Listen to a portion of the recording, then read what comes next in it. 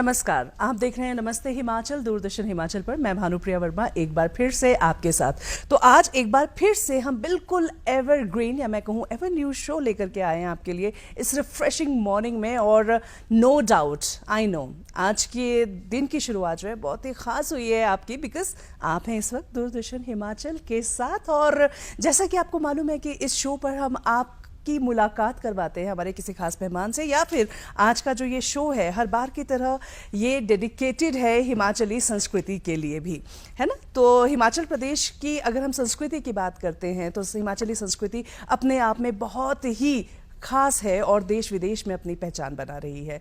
और इसी के चलते अब आप सोच रहे होंगे कि आखिरकार आज इस मॉर्निंग शो में हम आपके लिए क्या खास लेकर के आए हैं। तो जी, जैसा कि टाइटल आपको पता है कि हम आज बात करने वाले हैं देव परंपरा और वीर रस से सराबोर एक खास तौर पर नृत्य किया जाता है यहाँ पर, जिसे हम जानते हैं ठोडा नृत्य के नाम से।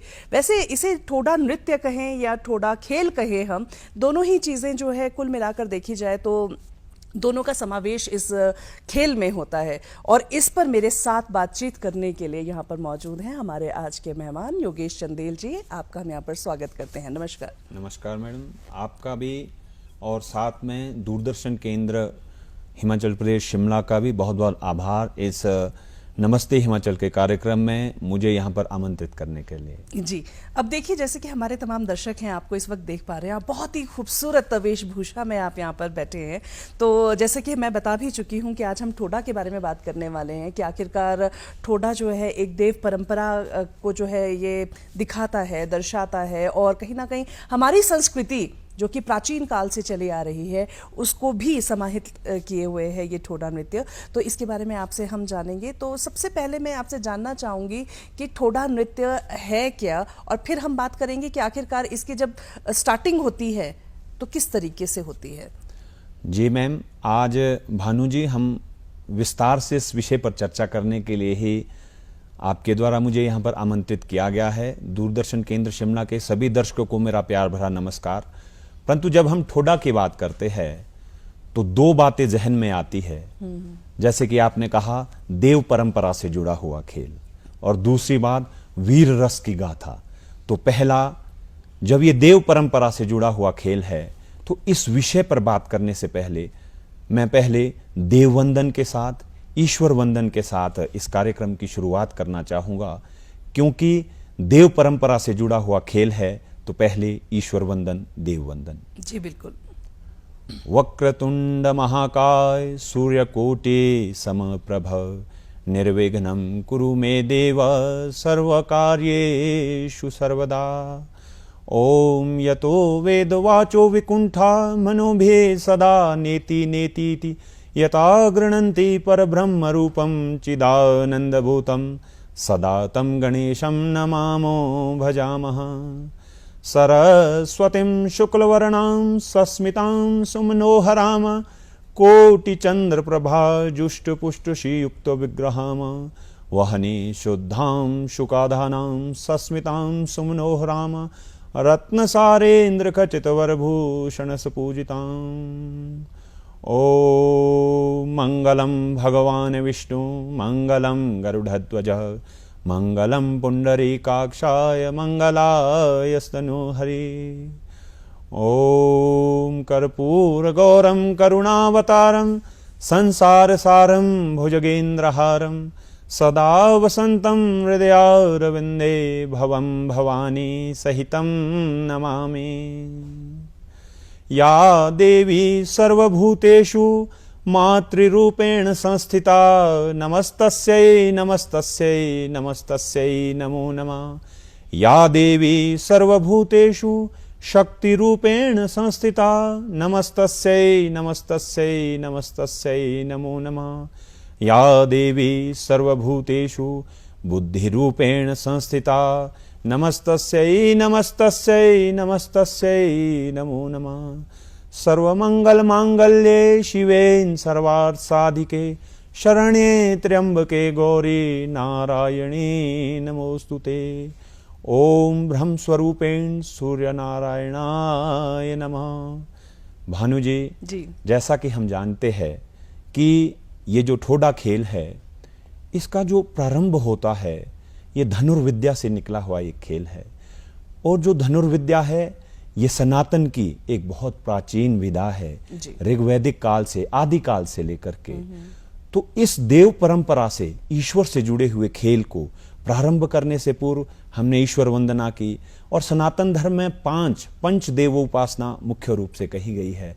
किसी भी कार्य को शुरू करने से पहले गणपति का, क्योंकि बुद्धि प्रदान करने वाले और विघ्नों को दूर करने वाले गणपति महाराज, उसके उपरांत मां सरस्वती, वाणी की, कला की अधिष्ठात्री देवी मां सरस्वती, और वही मां शक्ति रूप में, वही मां बुद्धि रूप में, और वही मां लक्ष्मी रूप में यश देने वाली, उनका हमने स्मरण किया। सभी मंगलों के स्वरूप भगवान विष्णु का हमने स्मरण किया। और आशुतोष, जल्दी खुश होने वाले, भक्तों को सब कुछ देने वाले, हमने भगवान आशुतोष शंकर भगवान का हमने स्मरण किया। और ना केवल रात्रि के अंधकार को दूर करने वाले, अपितु मनुष्य के हृदय में अज्ञान के तिमिर का नाश करने वाले ऐसे भगवान सूर्य को हमने प्रणाम और नमन किया। उसके उपरांत मैं अपने कुलिष्ट देवता सोगु महाराज जी, मेरी कुलिष्ट देवी मां धरेच, कालिका मां देशु फागु तुंगेश्वरी, भूतेश्वर महाराज, और जो ये जिस खेल की बात करने के लिए, जिस संस्कृति का प्रतिनिधित्व करने के लिए हिमाचल नमस्ते के इस लोकप्रिय कार्यक्रम में मैं आपके समक्ष उपस्थित हुआ हूं, ठोडा, ठौ से ठोडा, ठौ से ठौड़, इस विषय पर हम बाद में भी विस्तार से चर्चा करेंगे, परंतु ठौड़ से अभिप्राय रणचंडिका देवी से है।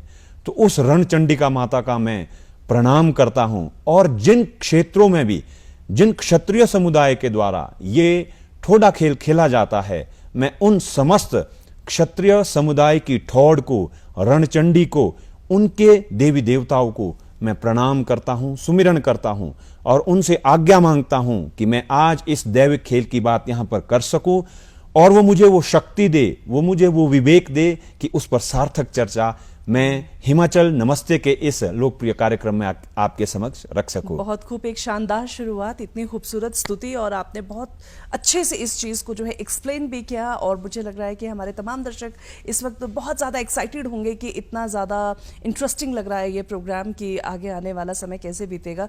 मुझे लगता है काफ़ी फ्रूटफुल ये रहने वाला है। और जब हम बात करते हैं हिमाचल प्रदेश की, तो ऑटोमेटिकली बात होती है देवी देवताओं की, देवभूमि की, क्योंकि इसे देवभूमि कहा जाता है।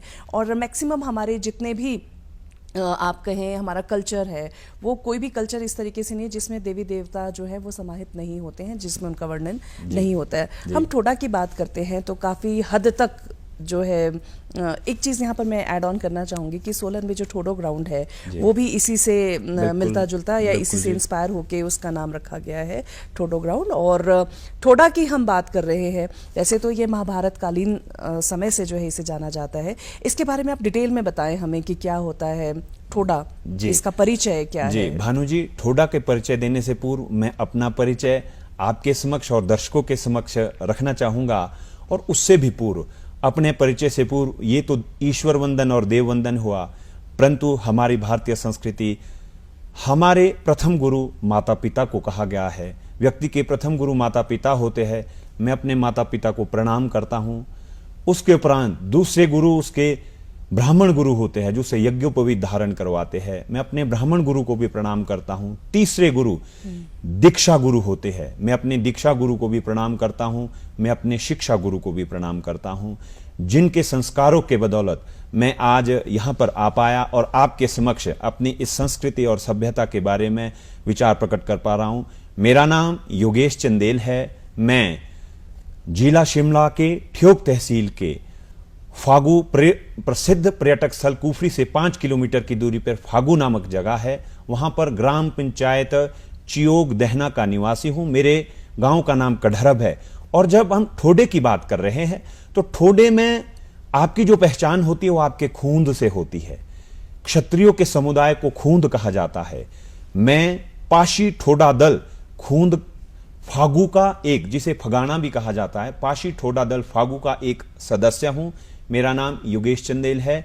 मेरे आदरणीय पिताजी श्री मोहनलाल चंदेल और मेरी परम आदरणीय माताजी श्रीमती बिमला चंदेल जी उनका मैं सुपुत्र हूं और उनके संस्कारों की बदौलत और मेरे गुरु श्री टेकराम जी, श्री प्रेम सिंह जी, श्री ओम प्रकाश जी, श्री इंद्र सिंह जी और एक गुरु जो ठोडे के मेरे गुरु है श्री स्वर्गीय श्री शेर सिंह जी और स्वर्गीय श्री मोहनलाल जी और मेरे वरिष्ठ खिलाड़ी, मेरी टीम के कैप्टन राजेंद्र जी को भी मैं स्मरण करता हूं। इन समस्त श्री श्याम सिंह जी को, इनका मैं स्मरण करता हूं। चलिए, तमाम लोग हैं जिन्होंने बहुत अच्छा कंट्रीब्यूशन दिया है आप लोगों को सिखाने के लिए, और ये जरूरी भी है। मतलब ये हमारी फैमिली का या मैं कहूँ हमारी लाइफ का एक ऐसा पार्ट होता है जिसको हम जो है भुला नहीं सकते हैं। अच्छा, यहाँ पर आपकी एक और चीज का मैं यहाँ जिक्र करना चाहूंगी, तमाम दर्शकों को बताना चाहूंगी कि लास्ट 18 ईयर्स से जो है आप इस ठोडा के साथ जो है जुड़े हुए हैं और तीरंदाजी में भी आपका है और बहुत सारे आपके ट्रूप्स भी हैं, ग्रुप भी है जिसमें आप कनेक्टेड हैं। खैर, इसके बारे में और बात करेंगे, लेकिन अभी आइए देखते हैं एक झलक ठोडा की।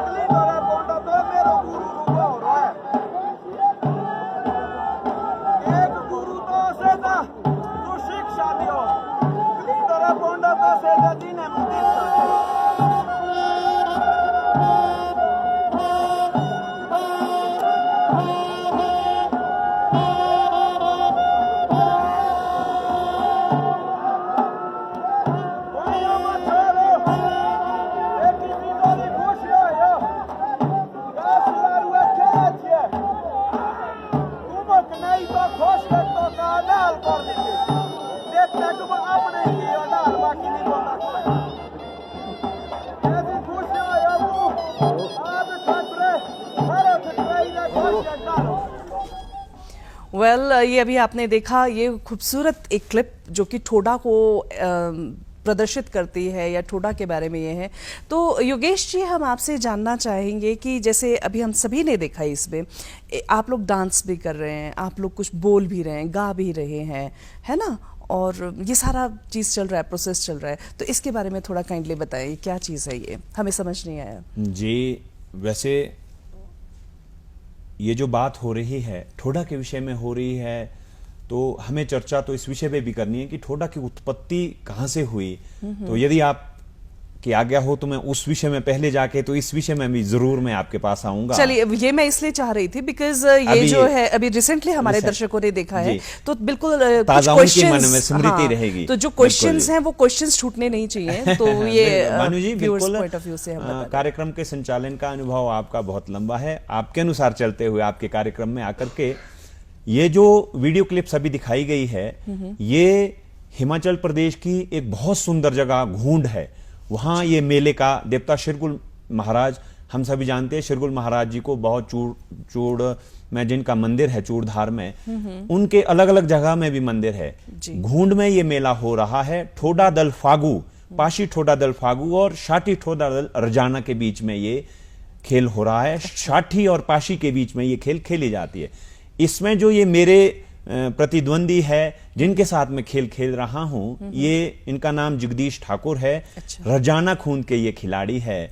जब पहले इन्होंने मुझे शॉट हिट किया था तो इन्होंने मुझसे एक संवाद होता है। हमने आपसे पहले भी कहा कि ठोडा एक ऐसा एकमात्र विश्व में ऐसा खेल है जिसमें नृत्य भी है, संगीत भी है। नृत्य और संगीत तो दोनों एक दूसरे के पूरक है। नृत्य संगीत होगा, नृत्य होगा, परंतु इसके साथ साथ इसमें खेल भी है। तीनों चीजें एक साथ, संगीत, नृत्य और तालबद्ध खेल जी। तालबद्ध खेल।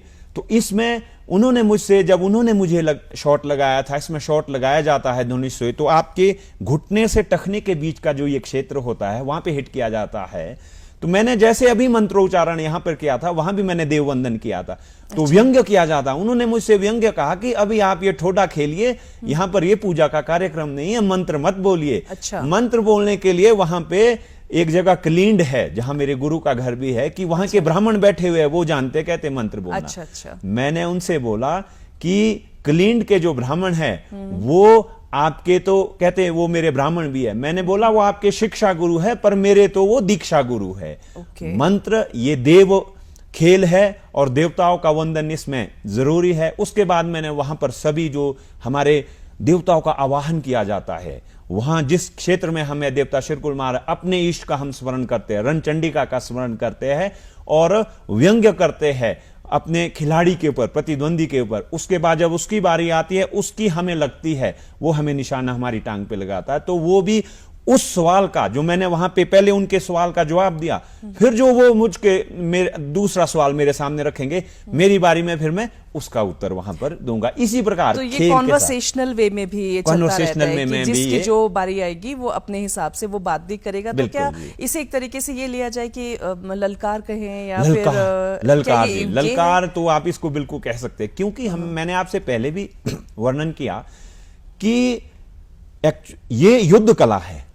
युद्ध कला से ये खेल के रूप में परिवर्तित हुआ है समय कालांतर में, परंतु जो इसमें आवेश है, इसमें जो जोश है, ललकार है, वो तो जैसे पहले बनी हुई थी वो आज भी उसी, क्योंकि ये युद्ध से ही खेल के रूप में परिवर्तित हुआ है। शाठी और पाशी का हम यहाँ पे जिक्र करते हैं, तो जहाँ पाशी है वो पांडवों का प्रतीक है, वहाँ शाठी जो है वो कौरवों का प्रतीक है। तो कहीं ना कहीं पर ये चला आ रहा है, रीत चली आ रही है जिसको फॉलो किया जाता है, और उनके जो वंशज हैं वो ऐसा ही कुछ होता है। इसमें ज्यादा प्रकाश आप डालें इसके बारे में, क्या है? सबसे पहले तो अगर हम इस बात पे जाए कि ठोडा शुरुआत कहां से हुई, तो ऋग्वैदिक काल, आदिकाल से हम जानते हैं हमारे जो देवी देवता है, ईश्वर का स्वरूप हम तस्वीरों में भी देखते हैं, वो अपने हाथ में धनुष लिए होते, एक हाथ में धनुष और एक हाथ में बाण लेकर रहते हैं। सतयुग से लेकर युद्ध के लिए मुख्य यदि हथियार रहा है तो धनुष और बाण रहा है। उसके बाद त्रेता युग आया, त्रेता में श्री रामचंद्र जी हुए। भगवान श्री कृष्ण गीता में कहते हैं अर्जुन से कि धनुर्धारियों में मैं श्री राम हूं। सबसे बड़े धनुर्धर यदि किसी को माना गया है तो श्री रामचंद्र भगवान को माना गया है। त्रेता के बाद कालांतर में द्वापर युग आया। द्वापर युग में कौरव और पांडव हुए। भगवान श्री कृष्णचंद्र भगवान का जन्म भी द्वापर युग में ही माना जाता है। तो उनमें विवाद हुआ, धर्म युद्ध हुआ, महाभारत का युद्ध हुआ। तो वो युद्ध भी, धनुष बाण भी उसमें एक प्रमुख हथियार थे। उस समय हिमाचल प्रदेश में खश जाति निवास करती थी, जो कि आज जिनको खशिया भी बोला जाता है। वो बड़े युद्ध प्रेमी लोग हुआ करते थे। जब महाभारत में युद्ध हुआ तो हिमाचल इस बात के साक्ष्य है, उपलब्ध है कि हिमाचल के खश प्रजाति के खशिया लोगों ने भी अपने इसके अनुसार, कुछ लोगों ने कौरवों का साथ दिया, कुछ लोगों ने पांडवों का साथ दिया, और वहां पर धर्म युद्ध वो वहां पर कौरवों और पांडवों का हुआ। और समय में 18 दिन के बाद युद्ध तो समाप्त हो गया, कौरवों और पांडवों का युद्ध तो समाप्त हो गया। युद्ध तो एक ऐसी है जिसमें किसी की जीत नहीं होती है, ना हारने वाले की तो होती है, जीतने वाले को भी कुछ मिलता नहीं है। युद्ध यदि औरों से हो तो विनाश लाता है, अपनों से हो तो महाविनाश लाता है, जिसकी गाथा हम सब जानते हैं कि 100 कौरव तो बचे नहीं, परंतु पांडवों ने भी अभिमन्यु जैसे सपूत को खोया, द्रौपदी के 5 पुत्रों को खोया, और उनके पास भी कुछ विशेष बचा नहीं। परंतु उस युद्ध की समाप्ति के बाद वो सभी कौरवों और पांडवों के जो समर्थक खशिया प्रजाति के लोग थे, खशिया जाति के लोग थे, वो वापस हिमालय की ओर प्रस्थान किया। परंतु उनके मन में वो जो वैर भाव बैठ गया, एक ने जिन्होंने कौरवों का साथ दिया वो साठी कहलाए, जिन्होंने पांडवों का साथ दिया वो पाशी कहलाए, और वो गिरी नदी के साथ साथ आए और यहां पर अपने स्थान पर बस गए। और उनमें जो वैर और वैमनस्यों की भावना थी वो उसी प्रकार से चलती रही। वो एक दूसरे के साथ लड़ाई करते रहे। अच्छा। धीरे धीरे, क्योंकि ये जो क्षेत्र था, हिमालय का क्षेत्र वनों से आच्छादित था, उस वक्त बर्फ इतनी ज्यादा पड़ती थी कि यहां पर बहुत ज्यादा घनी आबादी नहीं थी। मौर्य काल में भी खशिया प्रजाति के यहां पर होने के आज भी ऐतिहासिक साक्ष्य उपलब्ध है। धीरे धीरे मुगल काल में भी हमारे पास जो अकबर थे वो बहुत ही सूझबूझ बड़े शासक थे।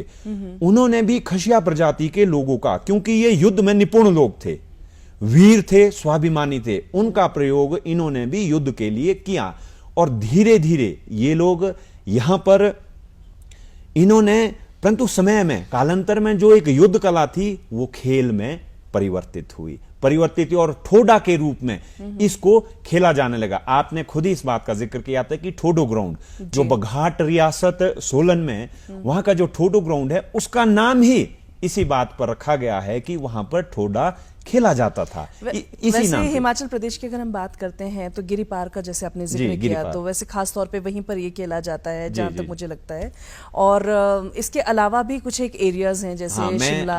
मैं आपको विशेष रूप से भानु जी ये 3 डिस्ट्रिक्ट सोलन जिला, शिमला और सिरमौर जिला, 3 जिलों में बड़े ये चाव के साथ खेला जाता है ये। अच्छा, ये आपने बड़ा इंटरेस्टिंग इसके हिस्ट्री को भी आपने सभी के सामने बताया, तमाम दर्शकों को। मुझे लगता है सब लोग और भी बहुत कुछ जानना चाह रहे हैं इसके बारे में। चलिए, वो तो बात हुई प्राचीन काल की, महाभारत की, जब वो था, और उसके बाद किस तरीके से खशिया जाति ने जो है इस चीज को आगे भी रखा है। आज की डेट में वैसे तो हम देखते हैं जब भी कोई मेला होता है, उत्सव होता है, कोई देव उत्सव कोई होता है, तो ये खास तौर पर किया जाता है। तो क्या ये जब ठोडा खेला जाता है, इसका कोई खास टाइम होता है कि साल, 2 साल, 3 साल में कब खेला जाए, और कौन सी टीम के साथ या कौन से गांव के साथ ये होगा, ऐसा क्या रहता है, उसके बारे में बताएं। बिल्कुल जी, ये आपने बहुत अच्छा सवाल किया। उस सवाल का जवाब देने के साथ साथ ही मैं एक मिस हो गई थी मुझसे एक चीज, कि ये जो सीपुर मेला यहाँ पे लगता है जी, सीपुर मेला, सीपी फेयर के नाम से भी जो प्रसिद्ध है, शिमला का, मशोबरा में लगता है। अच्छा। वहां पे भी ऐतिहासिक साक्ष्य आज भी उपलब्ध है कि वहां पर भी ठोडा मेला जिस प्रकार ठोडो ग्राउंड में खेला जाता था, और जो यहाँ के वायसराय गवर्नर जनरल थे उस वक्त ब्रिटिश काल के, वो भी वहां पर ठोडा देखने के लिए जाते थे। इसका भी हमारे पास ऐतिहासिक साक्ष्य उपलब्ध है। अब आपने सवाल किया कि ये कब खेला जाता है। विशेष मैंने आपको ये तो बता दिया कि ये खशिया समुदाय के बीच में, जिनको साठी और पाशी कहा जाता है, साठी कौरवों का प्रतिनिधित्व, पाशी पांडवों का प्रतिनिधित्व करते हैं। परंतु अभी जो बैसाखी आ रही है, अपनी भाषा में हम उसके बीशु बोलते हैं जी, बीशु का साजी, उससे, क्योंकि वो फसल कटने का त्योहार होता है, वहां से शुरू होकर के ये पूरे साल भर दीपावली तक बीशु की साजी, रेहाली मेला बोला जाता है, हमारे अपनी भाषा में रेड़ी बोलते हैं जी। अच्छा। उसके बाद दीपावली, जात मेले हमारे लगते हैं दीपावली तक इसको, क्योंकि ये जो है जी, इसमें बहुत मस्कुलर स्पोर्ट्स है जी ये। अच्छा। हाँ, जो ठोडा है बहुत जोश और होश के साथ, जोश और ताकत की भी इसको खेलने के लिए आवश्यकता होती है। तो जब तक प्रकृति में, वातावरण में गर्मी रहती है, तभी तक मानव के शरीर में भी रक्त का उस वक्त चढ़ाव होता है, तो उसी वक्त ये ठोडा, सर्दी के मौसम में ठोडा नहीं खेला जाता है जी। अच्छा। हाँ जी। और विशेष करके हिमाचल में, आप जानते हैं हिमाचल मेलों की, हिमाचल की अपनी लोक संस्कृति और लोक संस्कृति की जान पहचान हमारे मेले, और वो हमारे मेले देवी देवताओं से जुड़े हुए। Yes. उसमें देवी देवताओं के मेलों में, बीशू मेलों में, जात मेलों में, रिहाली मेलों में, दीपावली मेलों में बड़े चाव से ये ठोडा में खेल शाठी और पाशी लोगों के बीच में खेला जाता है। अच्छा, अब ये जो दो टीम्स होती हैं, शाठी और पाशी, ये एक ही गांव के दो लोग होते हैं कि दो डिफरेंट विलेजेस के लोग होते हैं? आपने बहुत अच्छा सवाल किया। इसमें नहीं जी, एक गांव के लोगों से तो जी एक समुदाय से खूंद बनता है। अच्छा, जिसको एक परगने का खूंद होता है जी। जैसे हमारे, मैं अपनी बात करूं, मेरे परगने का नाम फागू परगना है, तो हमारा एक खूंद है, तो वहां बहुत सारे गांव है, 8 गांव है, 8 गांव से एक खूंद बना है। मेरे परगने का नाम फागू है, और हम पाशी ठोडा दल को, हमारी जो खेल है वो दूसरे लोगों, जैसे हमारी खेल है वो शाटी ठोडा दल रजाना, एक दूसरा परगना ठियोग के अंतर्गत ये पड़ती है जगह, और शाटी ठोडा दल नगैक, शाठी ठोडा दल खशदार, ये भी अलग जगह में है, शाठी ठोडा दल मदरैना, सिरमौर में ये जगह पड़ती है जी। अच्छा। हाँ जी, ये सिरमौर में जगह पड़ती है। इस प्रकार अलग अलग दूर के एक क्षेत्र के लोग आपस में एक खूंद बनता है। कुछ जगह में एक गांव के लोग भी, कुछ ऐसी जगहें भी है। हमारा अपनी, मैं अपनी आपको उदाहरण दिया तो मेरे एक परगने, कुछ ऐसी जगह भी है जहां एक ही गांव से एक खूंद बनता है। इस प्रकार वो अलग अलग, फिर ऐसा भी नहीं है मैडम कि सभी शाठी सभी पाशियों से खेलेंगे। अच्छा, ऐसा भी नहीं है। ये नहीं है जी। अच्छा, चुनिंदा लोगों के साथ इस वक्त कोई 70-80 खूंद इन 3 जिलों में इस ठोडा खेल को खेलते हैं। क्या बात है, खूंद। शानदार। तो परंतु जो मेरी खेल है, मैं पाशी ठोडा दल से संबंध हूं, मात्र 5 खूंदों के साथ मेरी जो खेल है, वो एक ठोडा दल बुखोगी का नाम मैं भूल गया था, ये 5 खूंदों के साथ मेरी खेल, मैं उन्हीं के साथ खेलूंगा, दूसरे शाटी ठोडा दलों के साथ मैं नहीं खेलूंगा जी। उनको जब मेरे अपने देवता सोगू महाराज बुखोग का प्रतिवर्ष मेला लगता है जून के महीने में, तो वहां पे जब मेला लगता है तो उन दूसरे वहां भी हम पाशी और शाठी को आमंत्रित करते हैं। इनविटेशन आप लोग हाँ जी, भेजेंगे कि आपके साथ खेला जाएगा, तो आप लोगों ने वो इस लोग डेट को जिनकी आना आपस, है। ये फिक्स रहता है मैडम। अच्छा। कि उनकी जिनकी गेम है वो पहले एक मैक्सिमम 7-8 के साथ या 5-6 के साथ, 3-4 के साथ उनकी वो गेम रहती है, और पता होता है हमें कि इन दोनों की आपस में गेम है। जैसे मैंने अपनी ये गेम गिनाई कि मेरी खेल इन शाठी ठोडा दलों के साथ है। हमें यहाँ अभी जो ये वीडियो क्लिप दिखाई थी, ये घूंड में देवता शिरकुल का मेला लगा था। अच्छा। तो उनको पता था कि हमारी खेल है, फागू और रजाना वालों की गेम है, तो उन्होंने हमें वहां पर आमंत्रित किया था और हमने वहां पे वो गेम खेली थी। तो ये कुछ फिक्स रहते हैं। पहले तो शाठी और पाशी में सब में वैर रहा, वह मनस्वरा, परंतु आज तो खेल का स्वरूप है, चेंज हो गई है, चेंज feelings हो गई है कहीं ना समय कहीं। के साथ। अच्छा, हमने ये भी कहीं सुना था कि ये जो दोनों दल होते हैं वो लोग आपस में किसी भी तरीके का बर्तावा नहीं रखते थे, है ना, आपस में शादी ब्याह या कोई भी इस चीजों को नहीं करते थे। खैर, इसके बारे में और बात करेंगे, लेकिन इस वक्त हम चाह रहे हैं थोड़ा सा इस कॉन्वर्सेशन को विराम दिया जाए और आपको सुनवाया जाए, या मैं कहूँ आपको दिखाया जाए ये शानदार लोकगीत जो अभी बिल्कुल ताजा ताजा आपकी स्क्रीन पर आ रहा है।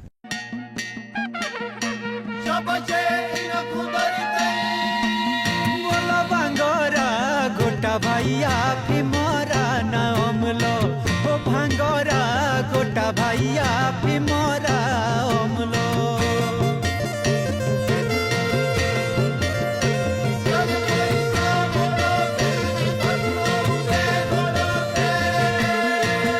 भांगोरा गोटा भाइयो शांति देने काउरे, होला कीड़े के झोटा भाइयो शांति देने काउरे।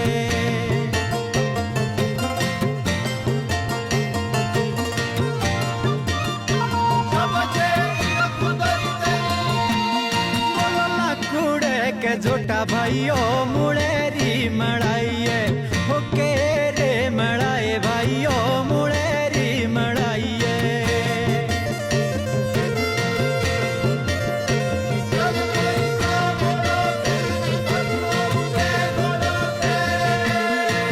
होके रे मड़ाए भाइयो मुड़ेरी मड़ाइए, होके रे मड़ाए भाइयो मुड़ेरी मड़ाइए।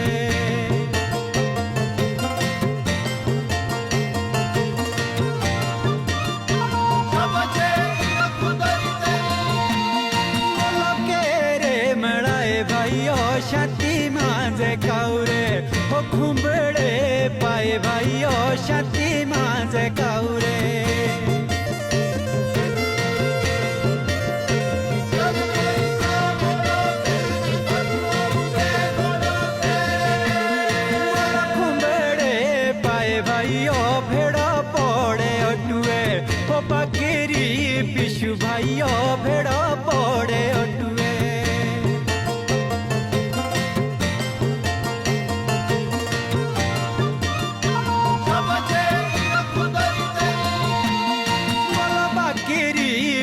भाइयों मारे लाना दाइया और जिटे बिशु भैया मारे लाना दाइया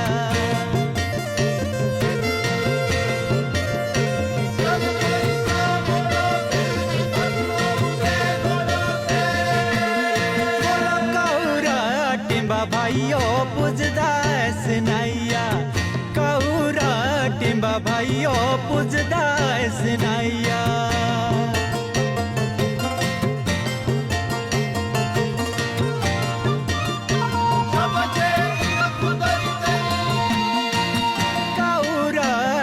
भाइयो दाओ बिशु ने सिनाइया ओ बिशु आओ भैया दाओ बिशु ने सिनाइया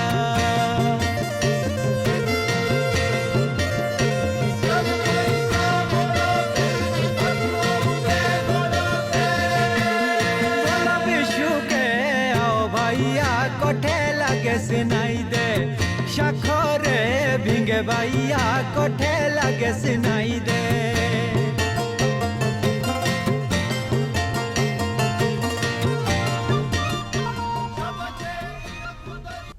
बहुत ही शानदार प्रस्तुति और मुझे लगता है किशन वर्मा जी की आवाज़ हम कहें, उनका अंदाज हम कहें, उनका पूरा ग्रुप जो अभी हमने देखा, वैसे भी इस प्रोग्राम में 4 चांद उन्होंने लगा दिए। इस सॉन्ग के बारे में आप कुछ कहना चाहेंगे कि इसमें क्या मैसेज कन्वे कर रहे हैं? किशन वर्मा जी को कौन नहीं जानता, जो कि संगीत का प्रेमी हो और विशेष करके लोक संगीत का प्रेमी हो। किशन वर्मा जी ना कि ठ्योक की ना पितु शिमला की, पूरे हिमाचल की लोक गायकी की जान पहचान और शान है। इसमें भी बिशु शब्द आपने बार बार सुना, बिशु सनाई, हाँ इनके बारे में हमने बात सहनाई। सहनाई लोक संस्कृति में सहनाई का बहुत बड़ा वाद्य जो यंत्र है उसका, और बिशु जो आप जानते ही है, बिशु मेलों में और बिशु मेलों में ठोडा बहुत ही चाव से खेला जाता है। और ये जो ठोडा है हम आगे भी बात करेंगे। इसमें यद्यपि ये तो जो दूसरा संगीत था, इस गीत को ठोडे में ज्यादा नहीं बजाया जाता है। ठोडे में ढीली नाटी किशन वर्मा जी का ये एक संगीत है, मेरा आग्रह रहेगा शायद वो भी बजेगा डांगरू नाम से, जो कि षाठी पाशी का। और उस ढीली नाटी में एक ताल में 12 मात्रा।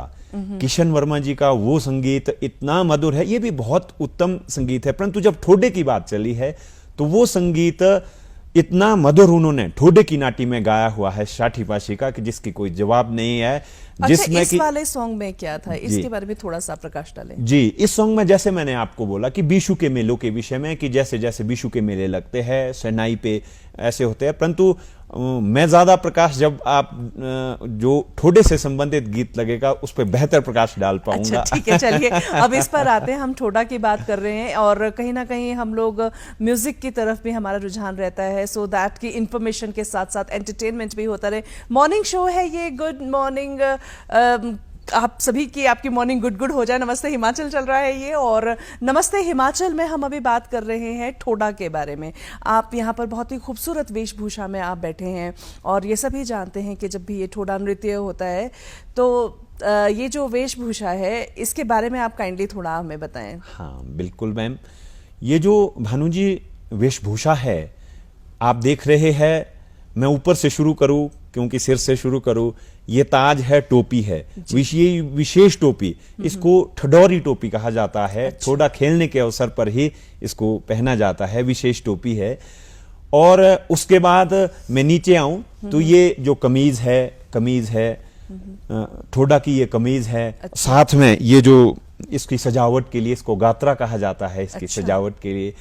उससे नीचे हम उतरे तो ये सलवार है, ये विशेष कपड़े से बनी होती है। स्टफ काफी मोटा लग रहा है इसमें। हम भानु जी ये मजबूरी रहती है, इतनी शक्ति के साथ तीर आपकी टांग पे प्रहार करता है कि यदि इसका स्टफ अच्छा नहीं होगा तो वो आपकी टांग में अंदर छेद कर देगा, आपको पूरी तरह से डैमेज कर देगा।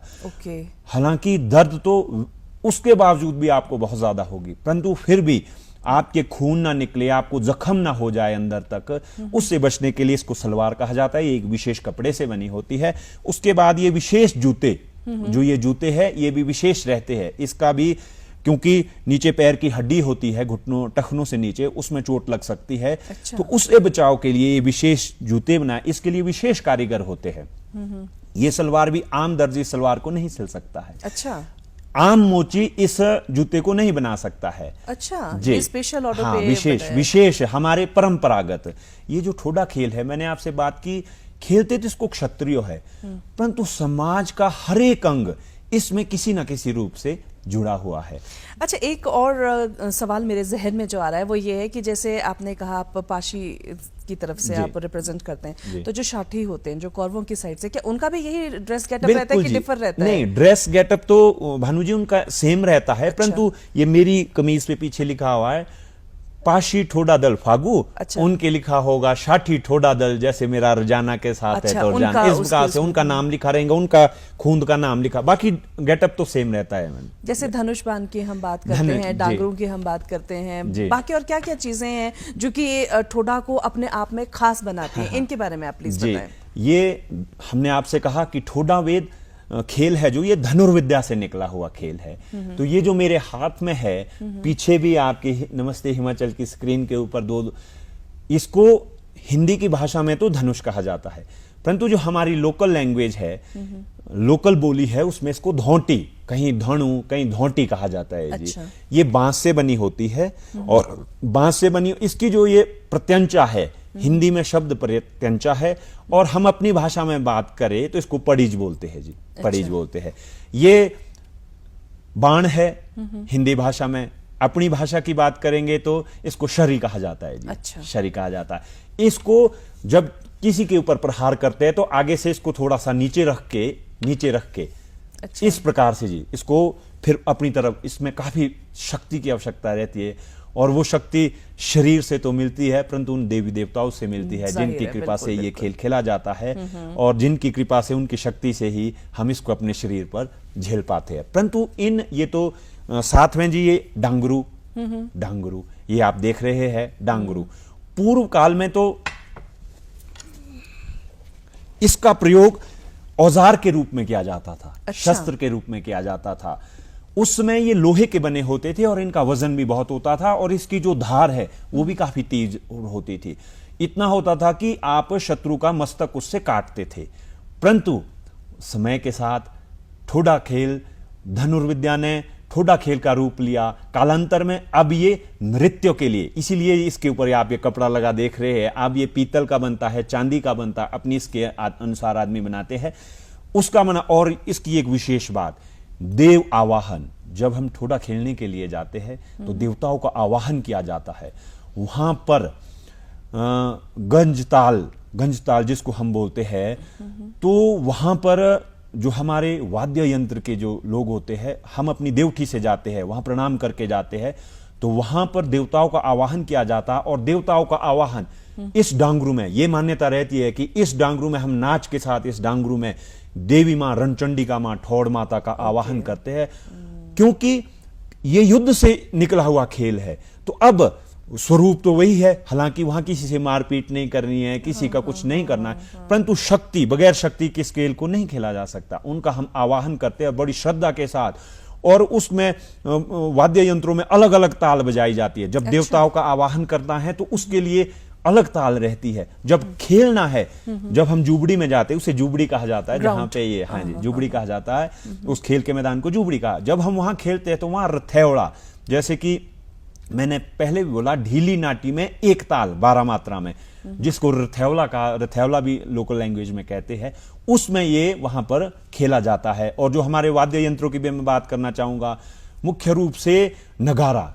नगारे में हम ये मानते हैं कि पूरी जो देव शक्ति का आह्वान है, डांगरू में तो रहता ही है, परंतु देवताओं की शक्ति का आह्वान हम नगारे में भी मुख्य रूप से मानते हैं। उसके साथ ढोलक, ढोलक के साथ शहनाई, शहनाई तो मुख्य होती है क्योंकि उसी पे संगीत बजता है, शहनाई वादक संगीत शहनाई पे बजाता है। और करनाल, आप जानते हैं, जो करनाल शब्द जानते हैं, वाद्य यंत्र, ये सारे हमारे जो वाद्य यंत्र है, ये हमारे ठोडा खेल की शान रहती है। और ये सब उपकरण और इसके विषय में आपको बहुत खूब, मैंने बहुत अवगत खूब, करवाया। बहुत ही अच्छी जानकारी है। मैं कहूँ कि कितनी बारीकी से आपने इन सभी चीज़ों पर प्रकाश डाला। We are so thankful to you. अच्छा, अभी मैं बात करूंगी कि इसके कुछ नियम भी होते हैं, जी। तो कृपा करके हमें वो नियमों के बारे में बताएं आप। जे कोई भी खेल हो, वो खेल का स्वरूप तभी हो सकता है जब वो नियमों में बंधा हो। तो जो यदि मैं किसी को हिट कर रहा हूं, तो मैंने आपको पहले भी कहा, घुटने से लेकर के टखने तक का जो क्षेत्र होता है, वहां पर ही आप चोट कर सकते हैं किसी खिलाड़ी को। उससे ऊपर अगर आप चोट करते हैं तो वो फाउल माना जाता है जी, वो फाउल माना जाता है। आप यहां घुटनों से लेकर टखने तक, अगर ऐसा तो नहीं है गलती से ऊपर भी लग जाती है, पर उसको आपको सॉरी मानना पड़ता है। इसमें ना किसी की फाउल होता है, वो फाउल का कोई ऐसे भी नहीं है कि वहां उसको कोई ऐसा किया जाएगा, परंतु वो आपको अपनी गलती माननी पड़ेगी कि मैंने जानबूझ के नहीं लगाई है, फिर भी लग गई है। दूसरी बात, इसमें ना किसी की हार होती है ना किसी की जीत होती है। अच्छा, यदि जीत होती है तो हमारे देवी देवताओं की, हमारी हिमाचल की लोक संस्कृति की और हमारे इस ऐतिहासिक परंपरागत दैविक खेल की जीत होती है। इतना सुंदर ये खेल है, दर्शक इसका इतना आनंद लेते हैं, क्योंकि मैंने आपको कहा जहां संगीत है, खेलने वाले तो हम खेलते हैं तो एक टीम में लगभग 20 खिलाड़ी 25 खिलाड़ी, एक टीम से दूसरी, परंतु वहां से पूरे क्षेत्र के लोग आते हैं अपने खूंद के साथ, जिसको खूंद कहा जाता है, और वो इतना आनंद लेते हैं। हम भी जब जाते हैं, आप जानते हैं पारिवारिक जीवन में जब आदमी रहता है तो उसकी बहुत सारी जिम्मेवारियां होती है, उनके निर्वहन करता है, एक स्ट्रेस रहता है, परंतु जब हम मेलों में जाते हैं तो इतना रिफ्रेश होकर के आते हैं, हम वहां मेलों में अपनी जो कोई समस्या है उसको भूल जाते हैं, वो स्ट्रेस भूल जाते हैं, और एक रिचार्ज होकर दोबारा वहां से मेलों से घर आते हैं। थकान होती है, परंतु एक जो रिचार्ज मानसिक आपको जो शांति वहां पर मिलती है, मेला मिलन का नाम है, लोगों से मिलने का नाम है। तो बहुत ही खूबसूरत हमारी ये लोक संस्कृति, हमारे बुजुर्गों ने इस धरोहर को संजो के रखा, और हमारा भी ये दायित्व है कि इसी प्रकार से हम भी इसका संरक्षण संवर्धन करें और अपने आने वाली जनरेशन को ये अपनी लोक विदा, लोक संस्कृति, ठोडा खेल इसी प्रकार से अपनी आने वाली जनरेशन को आगे खैर, हम दें। बिल्कुल आखिरी पड़ाव पर आ चुके हैं। यहाँ पर लास्ट 2-3 मिनट्स हमारे पास बाकी हैं।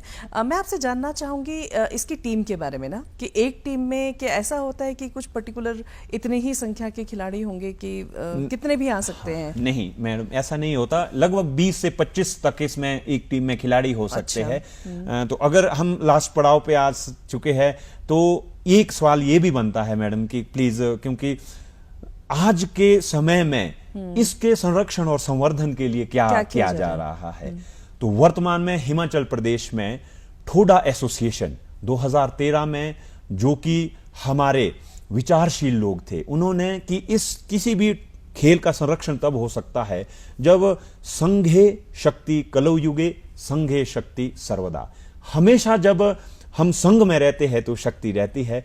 तो इसी सोच को ध्यान में रखते हुए 2012 में हिमाचल प्रदेश ठोडा एसोसिएशन, श्री ओपी मेहता जी, जो कि तहसीलदार पद से सेवानिवृत्त हुए हैं, चौपाल जिन्ना खून से संबंध रखते, उन्होंने बुद्धिजीवी लोगों के साथ मिलकर के ठोडा एसोसिएशन हिमाचल प्रदेश का गठन किया, जिसके माननीय अध्यक्ष श्री बलबीर सिंह वर्मा जी, जो कि माननीय विधायक चौपाल विधानसभा क्षेत्र है, उनका संरक्षण इसको प्राप्त है। 2022 में एक स्टेट चैंपियनशिप भी करवाई गई थी, और अभी भी 2024-25 में एक स्टेट चैंपियनशिप होनी है। फिर आपका सवाल पूछेंगे कि कैसे, अभी इस मैंने तो बोला ना कोई हार है ना कोई जीत है, परंतु समय के साथ मैडम इसमें परिवर्तन किए गए।